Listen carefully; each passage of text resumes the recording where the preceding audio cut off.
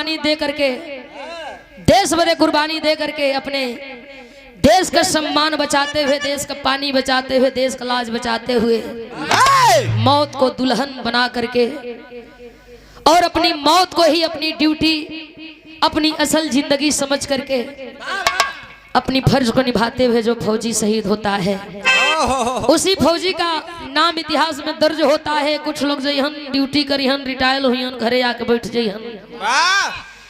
लोग जनिहन ना जनिहन, बतौला की बात जनिहन, चाहे एकदम में ना जनिहन, लेकिन जो शहीद हो गए उसका इतिहास गवाह होता है। हम आप गवाह होते हैं, उसकी कीर्ति को गाते हैं। मेरे वतन के लोगों, जरा आंख में भर लो पानी, जो शहीद हुआ है उसकी जरा याद करो कुर्बानी।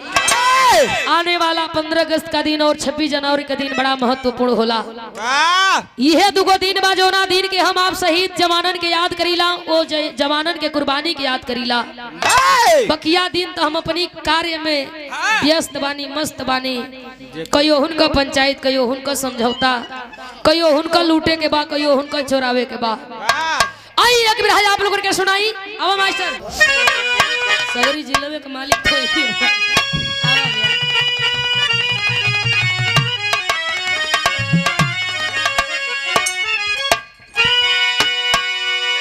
हो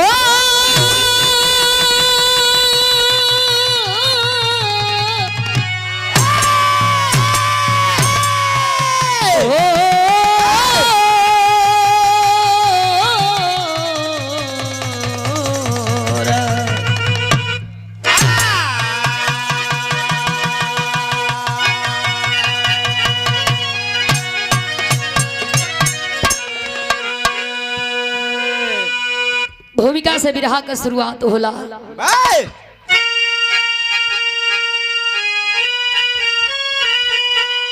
लिखलन कवि तो अक्सर अहंकार और गलती कराते कश्ती समय तब तूफानी सिकंजा और ईरानी का था पहलवान रुस्तम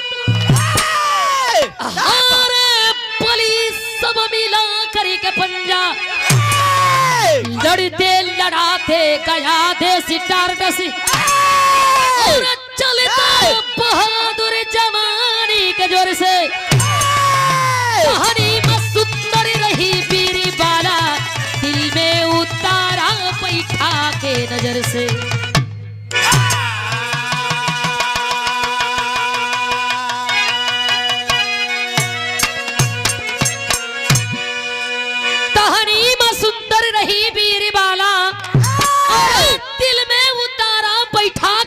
से। ईरान का नामी पहलवान, जिस पहलवान का बड़ा जोरों शोर से चर्चा था, जिस अखाड़े में जाता था कोनो मर्द के पछाड़े बगैर माने ना, हर माई के लाल के ललकारे, हर मर्द की मर्दानगी के ललकारे, हर पहलवान की पहलवानी के ललकारे। देश को बचाने के लिए केवल वह जवान अपनी कुर्बानी नहीं दिए, देश को बचाने के लिए जरूरी पड़ी तो वह पहलवान भी गए और अखाड़े में जाकर के तमाम अंग्रेजी पहलवान को पछाड़े। देश को आजाद कराने में उनका भी बड़ा अहम भूमिका था। वह नामी पहलवान रुस्तम लड़ते लड़ाते टार्टस देश में आई। जैसे हम अपने अपने गांव से, अपने अपने ग्राम सभा से आज बहरामपुर ग्राम सभा में आ गई। नहीं ए बाबू, ईरान से चलते चलते लड़ते लड़ते वह टार्टस देश में आई। मर्दन की मर्दानगी के सोझे ललकारे। कोई कोई के परहेज ना होखे, अक्सर वही लोगन के परहेज ना होला। जानत हुआ गोड़ का परहेज, हाथ का परहेज, कान का बहिर, वो लोगन के परहेज ना हुई। काहे कि पानी रही लेकिन तनी लाचारी रही, मजबूरी रही। ए बाबू, बतिया बर्दाश्त ना होखे। लड़े बदे अखाड़े में 2-4 पहलवान अइलन, लेकिन एको पहलवान रुस्तम के पटकना ही पौलन। रुस्तम का नजर पड़ल, लोगन का भीड़ बा। वही भिड़िया में एक तहनीमा नाम का बड़ी सुंदर लड़की खड़ा बा। वो लड़किया के ऊपर नजर पड़ल ह देख करके रुस्तम पहलवान मंद मंद मुस्कात हो तहनीमा के भी बनवा में तनी तनी प्यार जगल नैना चार भइल प्यार भइल दोनों चोरी चुप्पे मिले लगलन। एक दिन ईरान से चिट्ठी आइल बा रुस्तम पहलवान आप भूल गए कि ईरान का नामी पहलवान आप हैं ईरान का पूरा शानो सम्मान आपके हाथ में है। चिट्ठिया पाए के होश आइल है ईरान जाइल चाहत बा तहनीमा के यहाँ गइल वही तहनीमा से कहे तहनीमा भुला गई कि ईरान का हम नामी पहलवान हमरे हाथ में ईरान का मान सम्मान हो तो से प्यार कैली मन नहीं बा लेकिन जाइल जरूरी बा मजबूरी हो हम जाइल चाहत बानी। तहनीमा विदा करत बा बिरहा में एक लाइन गजल के भाव हो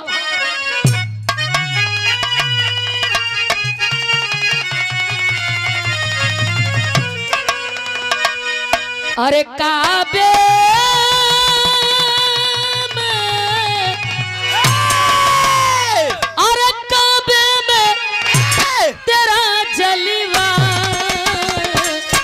काशी में नजारा है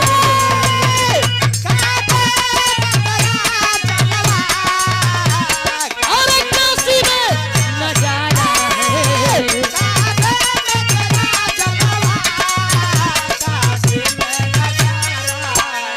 अरे काबे में तेरा जलवा काशी में नजारा है हमें वो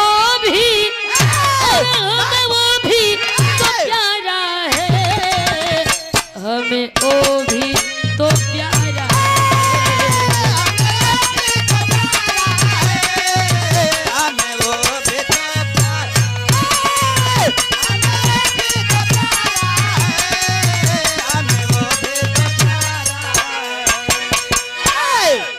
कोनो चीज न नया होला न पुरान होला नया पुरान करे का हुनर लोगन में होखे के चाहिए तनी सा यही के हल्का सा घुमाई के करवट करके जैसे अंगूरी टेढ़ करके घी निकालल जाला तो कोनो घी निकलले रहे। अरे आज पी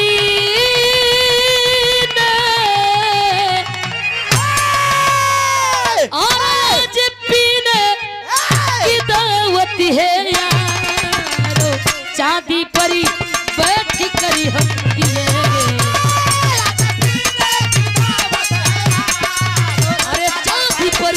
बैठी करी हम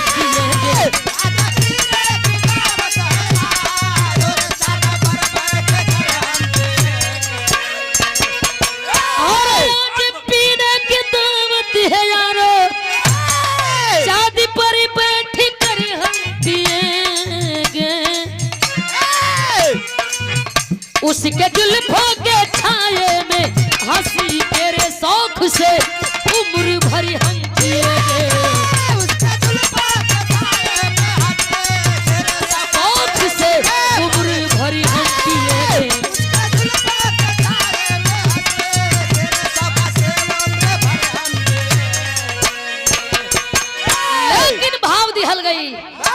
पियला खैला के बात अपनी जगह एक पिए वाला हुआ बड़ा नया रिश्ता हो चल गईला मर्यादा में अगर हित ना थवन सोचियो कि कहीं कि ना कहीं पेकर ना हो रिसिया के चल जाइ तो घरवा जाते जाते फोन करे कहीं देखबा बड़ा दूसरे किस्म का हित मिलल हो इज्जत नहीं खे दुआरे का आज नहवा दिला एक बल्टी गिरा दिला कपारे पर यही जैसे घरे ले कह जाइए कि हाँ तो हित न मिलल वैसन हित के बा हित न खोजले पूरा खातिरदारी करत है बोला भाव लिखल गई है अरे नारी ने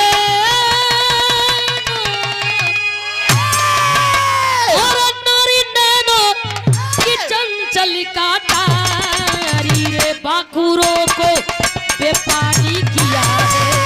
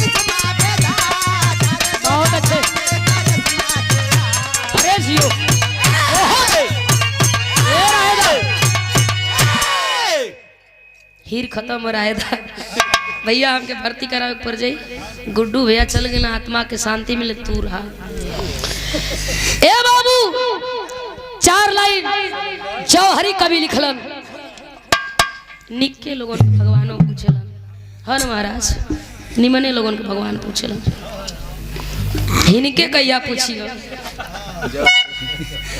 4 लाइन जौहरी में लिखलन है कवि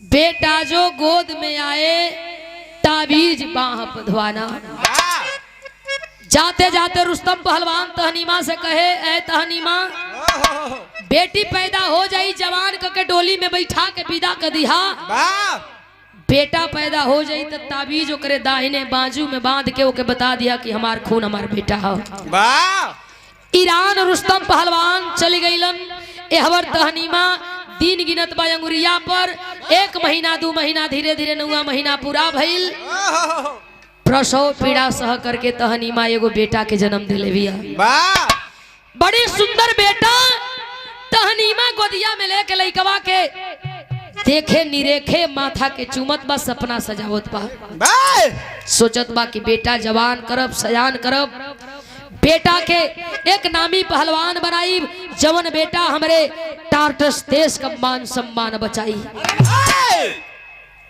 का सपना सजावे गीत लगल है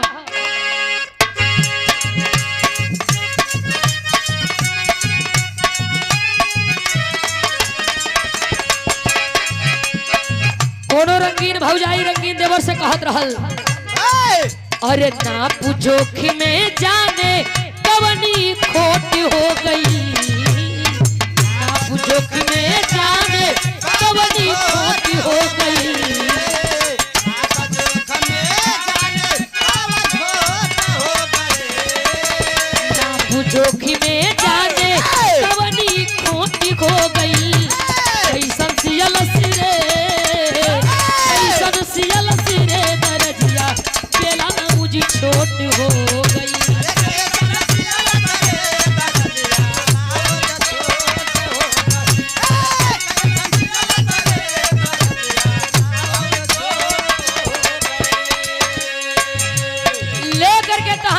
अपने बेटवा के गोदिया में खिलावे सपना सजावे बतौनी हम वहाँ का बेटा पैदा होई सोहर गवाई बेटी पैदा हो जी मुहवा गिरा के मनैया घरवा में सजे बेटा पैदा होई दारू का भट्टी एकदम फ्री हो जाई बेटी पैदा हो जाई तो बुझाई कि इनकर दुनिया में उजर गई केहू कही अरे भैया कैसन कहीं का करवा बेटी पैदा होई हो अब बेटा पैदा हुई फोन करके अपने ओर से इनवाइट करिए भैया भी है बरही हो फलाना हलवाई का दुकान एकदम फ्री है आ जाइए तो के हम बुलावो थी सोहर गवई हाँ 2-4 गो हिजड़ा बोला के नचवई हाँ 2-4 गो गांव का लइका रहे शैलेंद्र खानी हो नची हाँ सबे लोग नाची गाई बेटी के भैला में कितना दुख बा लेकिन भाव का कभी दिहलन हाँ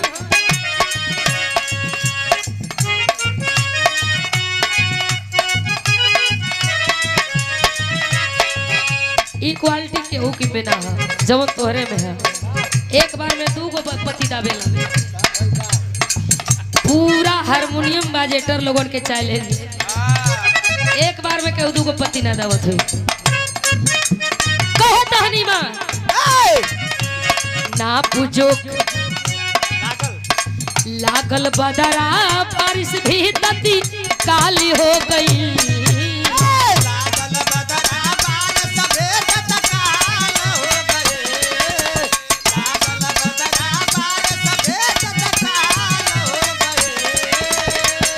लागल बदरा बारिश भी तती काली हो गई। अरे होठवा चूमे ले हो मचरिया पैदा लाली हो गई।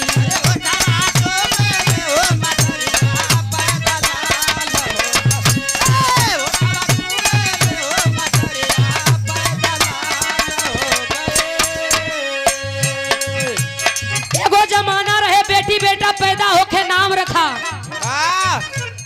बड़ा चुन चुन के, रघुराज श्री राम,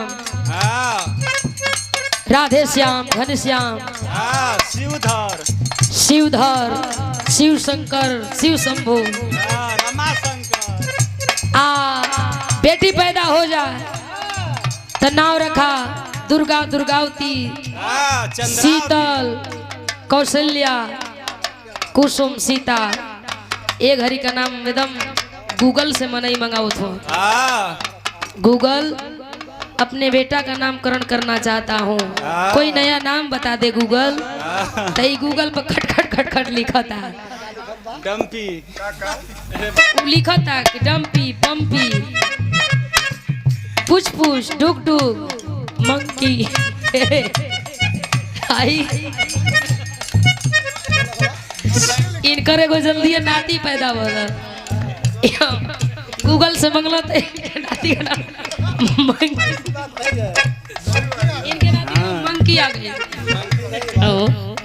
गूगल से मंगावा नाम रखा, अब गूगल से नाम रखा।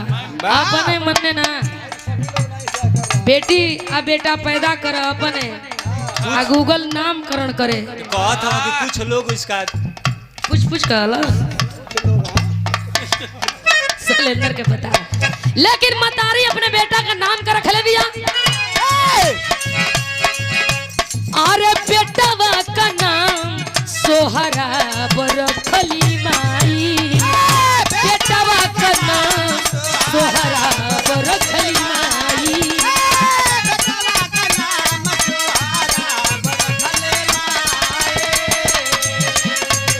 बेटी भइल खबर दिहली रुस्तम के भेजाई हो, बेटी भइल खबर दिहली रुस्तम के भेजाई।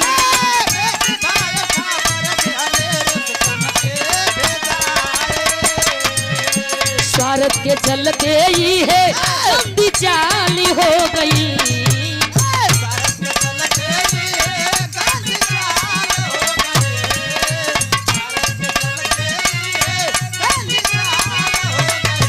होठवा चुमेली हो मचरिया पैदा लाली हो गई। अरे होठवा चुमेली हो मचरिया पैदा लाली हो गई।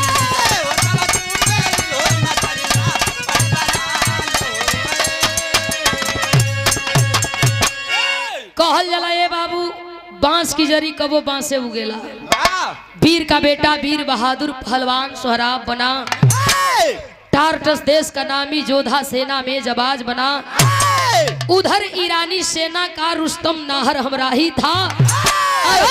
वीर बली बजरंग बली सब पक्का शेर सिपाही था। सरहद खातिर जूझ गए ईरान टार्टस जंगी बन। कुश्ती होगी ललकारा सोहराब वीर रंगी बन। हरकल मान जाला लेकिन परकल नहीं मानेला। कौनो दाव लगावा लोगों। ईरान का वहां नामी पहलवान रुस्तम परकल बा।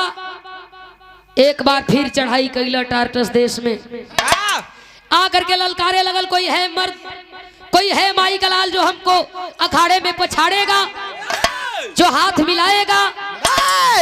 ए बाबू वो सोहराब चलल बा अपने टार्टस देश का मान सम्मान बचावे खाती। अखड़वा में गई, एक तरफ सोहराब खड़ा, दूसरी तरफ रुस्तम पहलवान खड़ा। एक दूसरे के दोनों पहलवान देखत हुआ। रुस्तम हंसे लगल, कोनो मर्द नहीं रहल का, पूरा गाँव सुन बा। सोहराब कहे कैसन कैसन मर्द हो, हम मर्द नहीं नजर आवो थे, बुढ़ा गई वो की मोतिया बीन हो गई। रुस्तम कहे मर्द हुए लेकिन वही लइकैया हो। बुझ नहीं खा पावत ए बाबू। ई कुश्ती ह, कुश्ती में जान देवे के होला, जान लेवे के होला। आज ले हमसे कोई पार ना पौलस बेटा, हमार बात मान, अखाड़े से बाहर हो जा। रुस्तम पहलवान का बतिया सुन के सोहराब कर्जे लगल। खबरदार, अखाड़े में आ गईली तब पीठ दिखा के भागब ना, अखाड़े में लड़ब, पटक देवा चल जाई। बिरहा में भाव दिहल गई, टेरी का भाव है।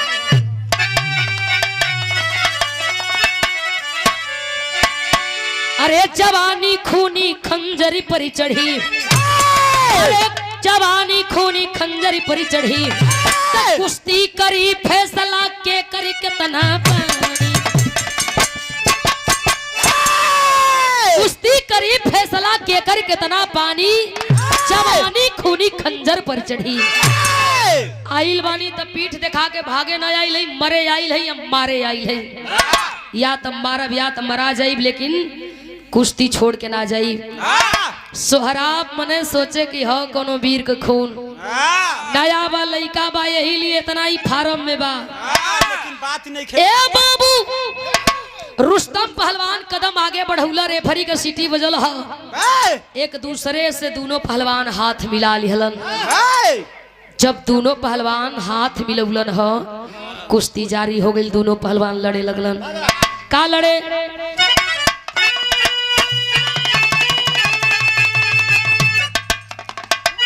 अरे सासु मरताना,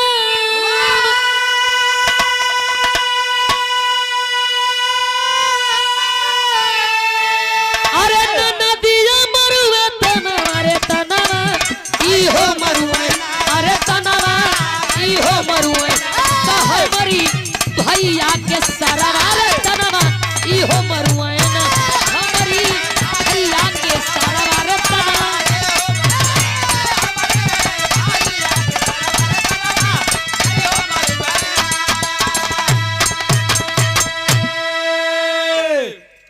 एक आध लाइन कहीं कहीं और लोग आवेला।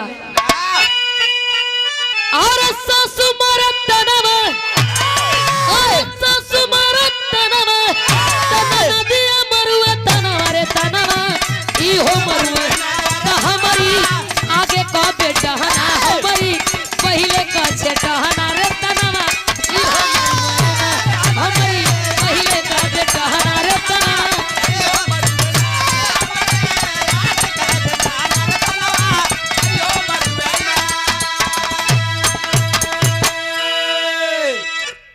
आगे पीछे दोनों कहले।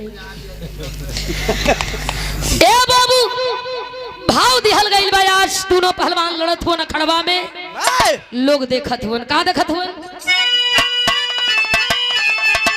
और ठलली वो मरिया करजल, और ठलली वो मरिया करजल, ओए रुस्तम पहलवान, रे जनवा जाई फलही, जनवा जाई फलही, हमरो जावत तनवा, रे जनवा जाई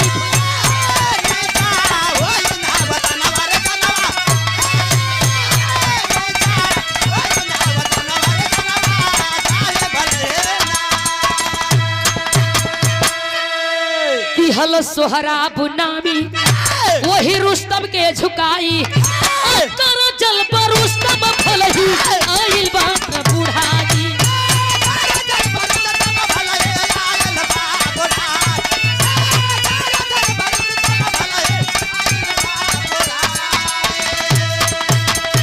और रुस्तम की आगे नहीं, और रुस्तम की आगे नहीं, वह ठीक बनाओ जवाना, रे जनवा है फलही, जनवा जय है फलही, नीचा वही है ना बतना, रे जनवा।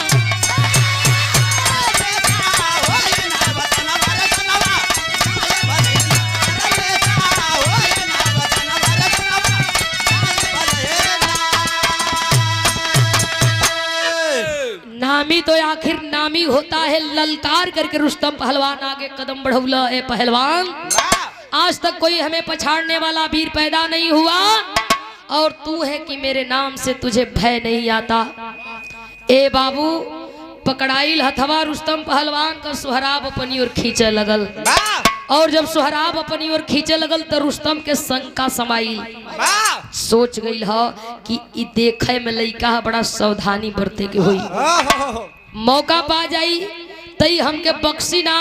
आज ले कोई हमके एक कदम खींचले ना रह, लेकिन ये 2 कदम खींच देलस, यानी कोनो वीर का बेटा बा। यही बतिया के सोच करके लड़े लगल, लड़ाई होखे लगल, कुश्ती होखे लगल। देखत लोग ह, ताली लोग बजावत बा, बाह जियो लोग करत बा। आपस में लोग बतियावत बा कि दोनों पहलवान एक दूसरे पर भारी होवन। आखिरकार कोनो पहलवान के जब नाही अखाड़ा में पछड़लन, कुश्ती के रोकल गई, कुश्ती होई लेकिन एंगा ना होई। अब तनी कुश्ती के रुख बदलल जाई। ए बाबू, कुछ समय के बाद पुनः कुश्ती जारी कैल गई। एक भाला दोनों पहलवानन के दिहल गई और बतावल गई कि अब भालाबाजी का कुश्ती हुई। अब कहाँ कुश्ती देखे के मिलत बा। एक साल में एक बार दरगाह में होला, मजा आवेला।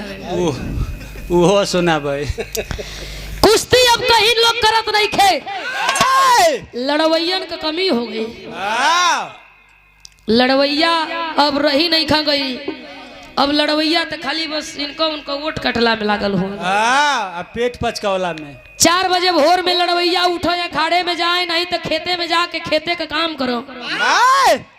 दिन उगत 2 मंडा 4 मंडा फौड़ा से खन दो, चिखूर के हिलोर के उछला के माटी रावा रावा कर दो। उ मोटे मोटे उखी का गोहा ए घड़ी तो पलाव होत, मोटे मुरई रोडावेटर चलत, गेहूं बुआ था। ओ घड़ी हरे से गेहूं बुआ, जब मोटकी मोटकी बाल लटके, खुटहर दिया पीछे पीछे। सब कुछ बदल गई। आदमी मेहनत करे, पेट अंदर रहे। अब तो लीवरवे बढ़ जाता खैले से। एक घड़ी मेहनत खैला पर आदमी करत ह, वे पेटवे बतावत है कि ढेर मेहनत कैले हो। काम लेवे के ना हो। तू ठीक हुआ, साड़ कभी सबसे बढ़िया ही हो। इनका खाइल देखले वालों की ना, खाना के संगे 2 गिलास चाय चाहेला इनके। वो घूम घूम नबू के पानी से ही हाथ धोवेला। ए बाबू, अखड़वा में एक भाला दोनों पहलवान पा गईलन। पुनः कुश्ती जारी कई गई, दोनों पहलवान लड़ल चाहत हुन। सोहराब खड़ा हो गई, सोचत बा कि एक बार क्लियर कर ली, पूछ ली कि हमार बाबू तो नहीं नहुन, बाबू होइहन हमरे हाथे मरा जेहन, माई आजीवन माफ ना करी, माई सुहागिन बे, माई अभागन हो जाई। पूछत हुवन एक बार आपन तनी नाम हमें बता दा। का साचो का तू ही रुस्तम हुआ? अगर तू ही रुस्तम हुआ तो तू हमार बाबू हुआ, हम तार बेटा है। सोहराब अखरवा में पूछत बा आल्हा के भाव में,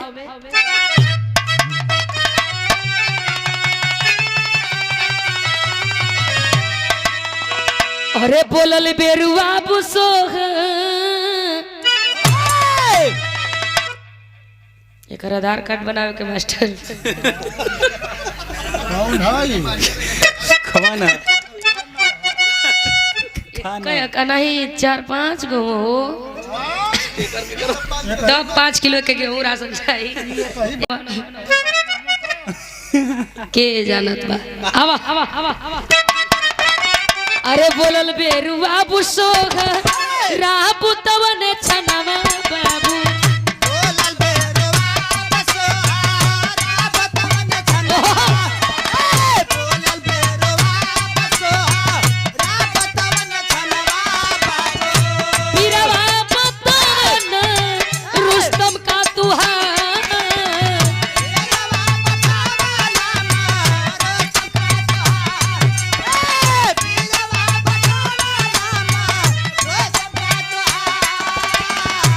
उठी गईली रोवा आंसू, भरली बा नजरिया ए साहब, उठी गईली रोवा आंसू, भरल बा नजरिया, भरल बा नजरिया साहेब। उहे पहलवानी हउए बाबू हो हमार, उहे पहलवान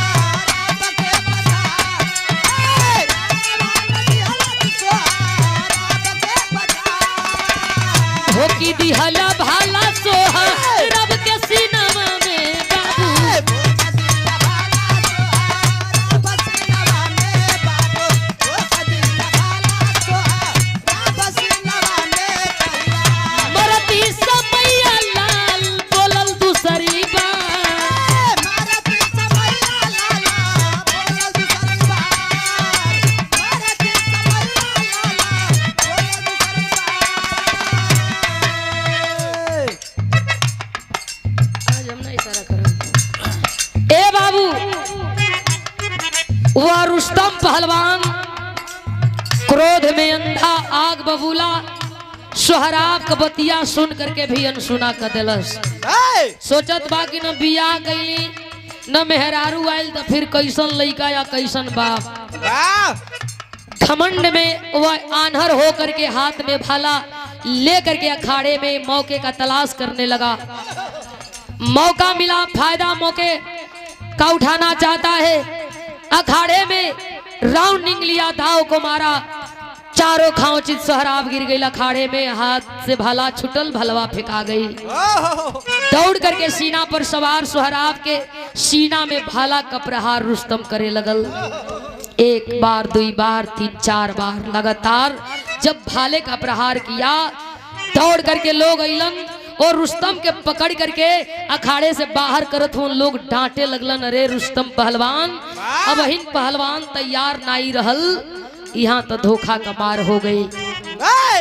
घायल सोहराब रुस्तम पहलवान को आखिरी बात कहना चाहता है। अय पहलवान, कुछ लोग तेरे नाम का जयकार लगा रहे हैं, कुछ लोग आपस में बतिया रहे हैं कि रुस्तम को हराने पछाड़ने वाला कोई पैदा ही नहीं है, और कुछ लोग यह कह रहे हैं कि बाहर रुस्तम पहलवान वीर होके तैसन। सबको लगता है कि तू आज का विजेता है, तू पहलवान है, लेकिन हमको नहीं लगता कि तू आज का विजेता पहलवान है। पीठ पीछे वार करने वाला कभी विजेता नहीं होता, पीठ पीछे वार करने वाला कभी बहादुर नहीं होता, पीठ पीछे वार करने वाला कायर और बुजदिल होता है। तू कायर है, बुजदिल है, धोखे का वार किया और खुद को वीर साबित कर रहा है। मैं कभी नहीं मानता, आजीवन नहीं मानूंगा, भले सांस रुक जाए, दम घुट जाए, मैं नहीं मानूंगा कि तू आज का विजेता पहलवान है। जा रहा है अखाड़े से, जाते जाते मेरी आखिरी बात सुन ले। आंख में आंसू, चेहरा पर मुस्कान, सीने में भाले का दर्द है, लेकिन सोहराब और रुस्तम पहलवान के आखिरी भाव में एक बात कहे। क्या कहे?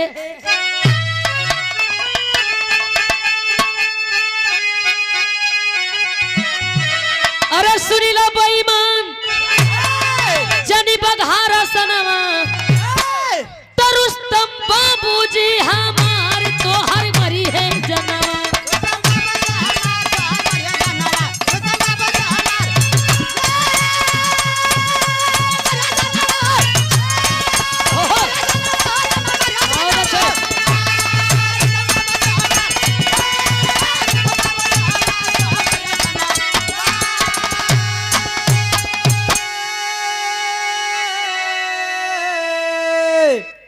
खोल गई भेद, रुस्तम रोवे बिल खाई, तो अपनी हाथ दिहली अपनी बेटा के मुँह आई।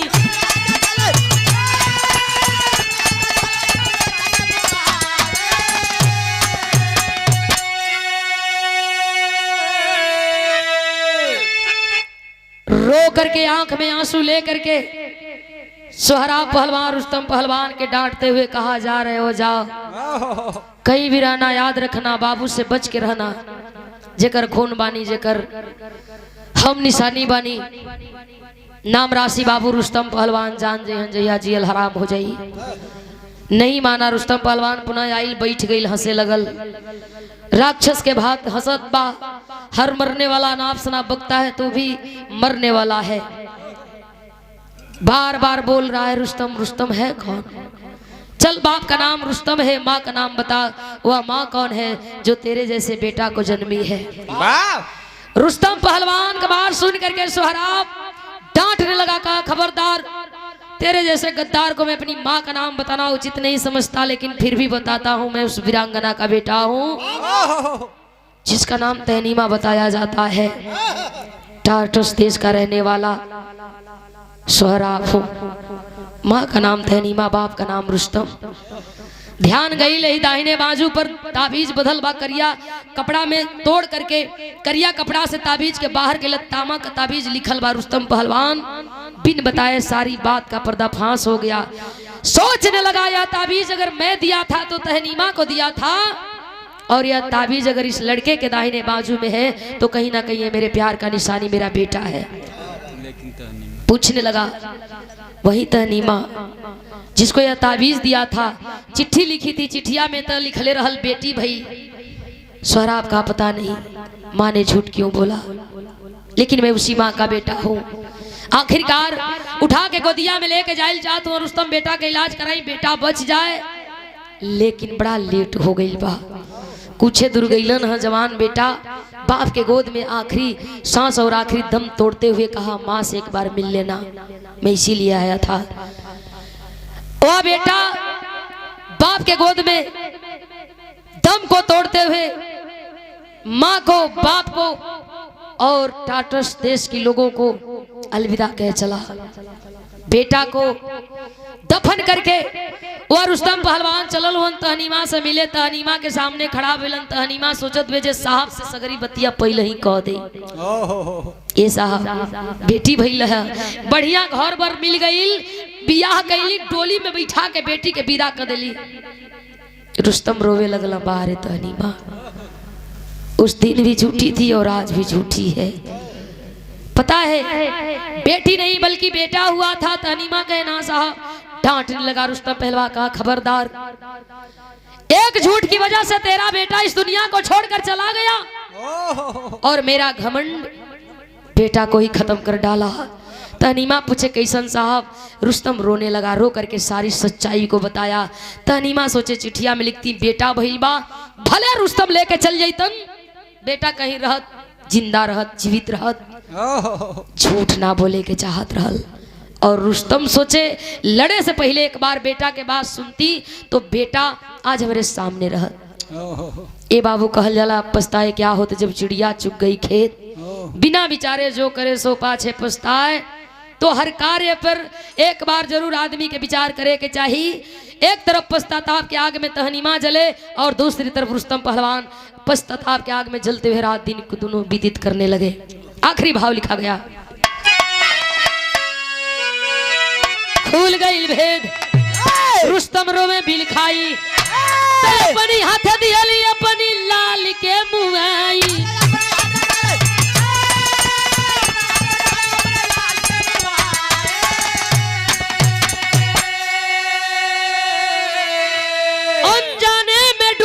सूरज के चनवा तरुस्तम बाबूजी हमार तोहर मरी है जन।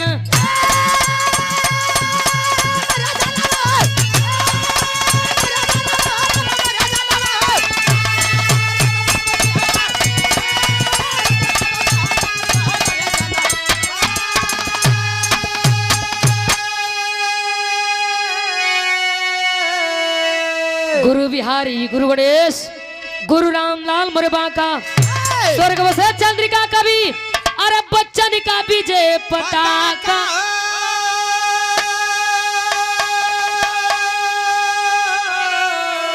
जवानी खूनी खंजर पर चढ़ी, कवे मीनाक्षी राज से लोहा दुनिया मानी। जवानी खूनी खंजर पर